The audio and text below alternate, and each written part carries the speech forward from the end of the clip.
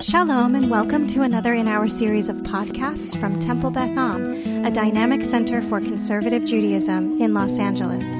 This is Meditation and Mindfulness with Rabbi Adam Kligfeld. Here we are, Friday morning, opportunity. Some of us immediately post tefillah, post prayer. Some of us are just doing this in part of the morning flow. I want to say hello to those who are here in the chapel at Temple Beth Am, and hello, let's see if I can move a little bit and block the light. To those who are joining on Zoom, that didn't work. Okay, I'm not going to overthink it because your eyes are going to be closed anyway. And hello to those who are joining on Facebook Live, and hello to anyone who might be listening to this asynchronously on the Temple Beth Am podcast. Looking forward to spending these minutes with you. And I say those words with kind of intentionality because on some level, a mindfulness approach to reality and to meditation is some of the most individual moments we can spend alive, right? When we are pulled back and focused in, it is just us in sometimes a raw and overwhelming way. Sometimes people halfway through a meditation, they can't stand how disconnected they are in that moment from every other living thing. On the other hand, it's a very shared experience, not only with the people who you're doing it with in real time, but there's also a sense when you pull into this meditative mode that you are more connected to human consciousness and to humanity than you are when you're just kind of going through your days. So when I say I'm looking forward to sharing this with you, I mean that. We're going to have very unique and different experiences as we go in there, but there'll be some tether that connects us to one another and to anyone else who might be searching for a moment of peace in the world. The Torah that I want to build this meditation around has to do with ideas that have been coming up both in recent teachings I've done and also in my Rashi class, and that has to do with the extent to which the plagues that we're in the midst of in these parashiot are either just random ways to decimate a nation who has been oppressing you, or very intentionally chosen by the Torah to represent something about the Egyptian society that they were trying to annihilate or trying to punish for sure. And we keep getting this phrase, midah keneged midah. One of the people who are with us here today, Alan, mentioned that in one of the classes recently, that some of the ways of reading why there's a certain plague is that it's a measure for measure. Midah keneged midah means measure for measure. A specific plague that represents something about the evil and the wickedness of Pharaoh.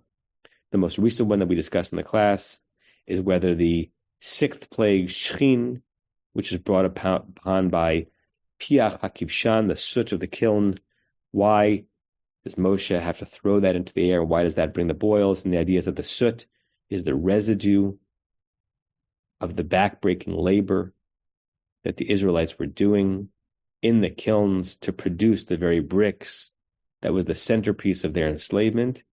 And so it's going to be from that residue that the Egyptians are going to feel the power and the wrath of God. Midah keneged midah is a very common rabbinic idea. It's also a very common human idea, right? What goes around comes around. Kismet. There are, in many cultural traditions, there's idea that somehow things redound back to you. Usually, that is referred to in the negative. And in rabbinic thought, midah keneged midah is considered like the person deserved it. The person was punished for something that is punished in a way that was connected to something that they did that was wrong. All this is an intro, is that I want to go into a meditative space where we are reclaiming midah keneged midah, not as a way of understanding why someone might have been punished the way they were, but what our obligations might be to those who've done good to us.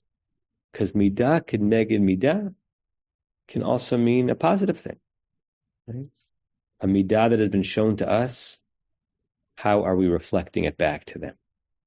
So, with that in mind, a few conceptual steps away from Parshat Va'era, but this is the world of Midrash. I want to invite you to close your eyes.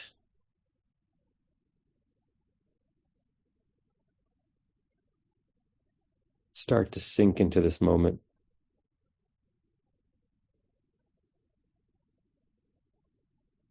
And start creating a womb around yourself that is in some level impenetrable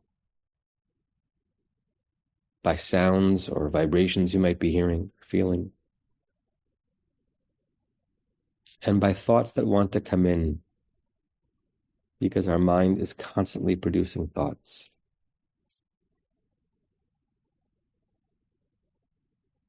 See if you can conjure a membrane around you and around this moment, within which is only this moment.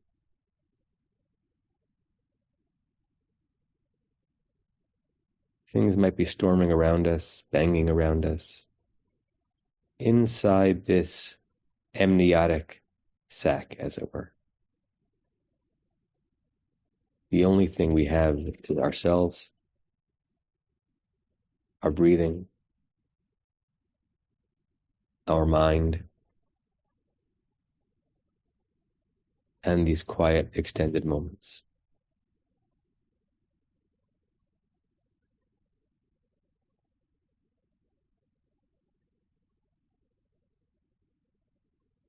Pay some attention to your body.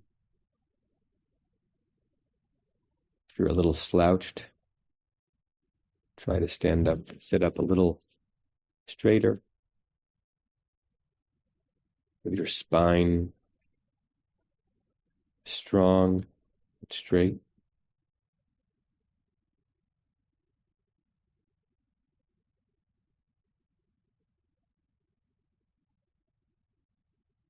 See if you can bring your mind to places in your body that might be holding stress that you can release. Letting your shoulders wilt. Your forehead relax. Even the muscles around your eyes becoming slack and your jaw becoming open just a little bit, so that you permit yourself a gentle droop.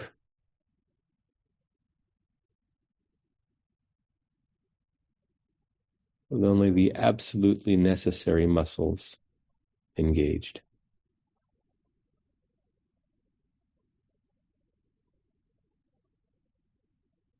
Whether or not you're sitting in a room colder than is comfortable, like some of us are here, see if you can generate or be witness to the warmth of the mind. As if your mind is radiating heat that you can almost literally feel.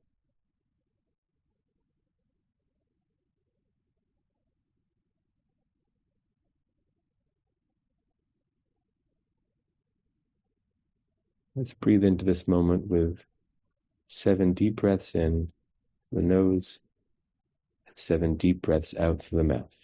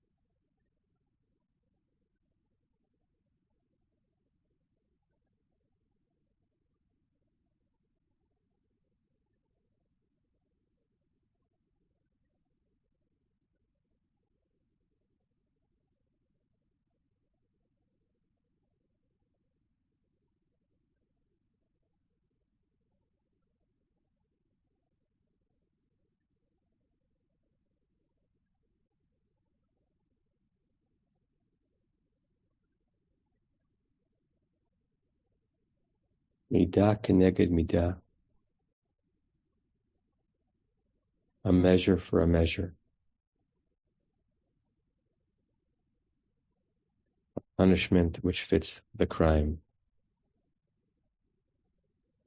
Karma. Things going around and then coming around.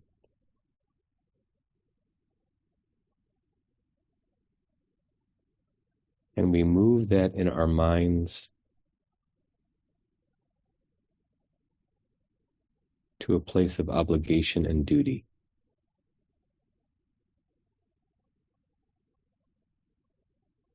What do we owe because of what has been bestowed upon us?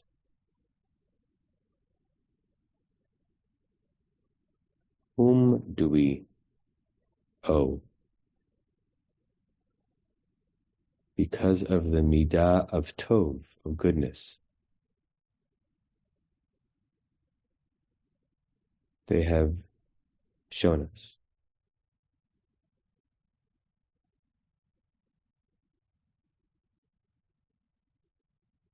Let your mind erupt in a face or two or three, representing an unrequited midah of goodness shown to you. Not that this person is waiting or expecting or resenting the absence. They've done good to you for its own sake. But midah keneged midah.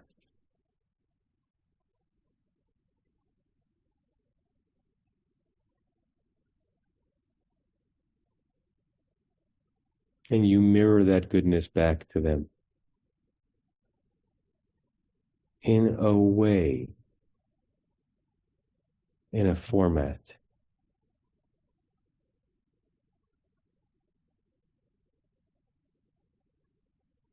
that makes sense given how they have acted to you.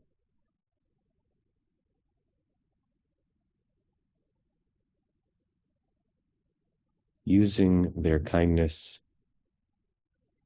their grace, their generosity as the kernel or the seed or the inspiration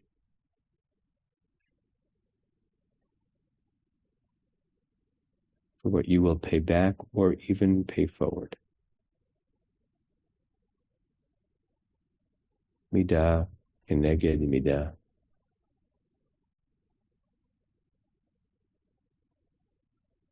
It's not just a divine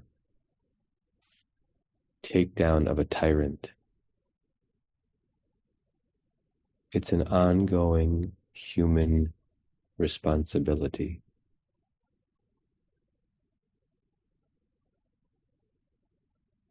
To even things out, if not in quantity, then in kind. Midah keneged midah. Choose one such face.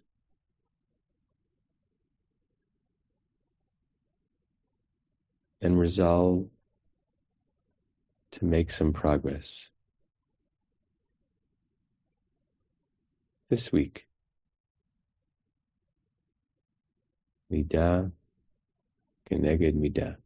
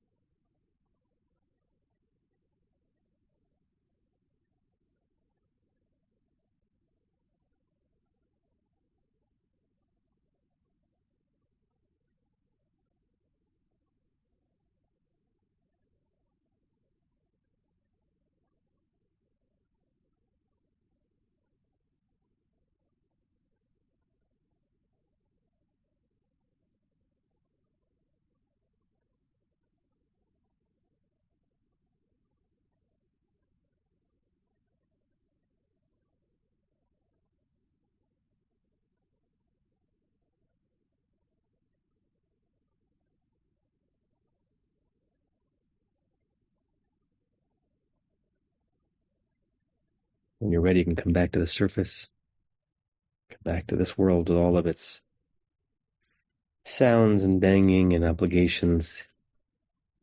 Hopefully a little more whole, a little more well than you were beforehand. And I'll pull up the closing meditation prayer. And we'll say it 3 times together.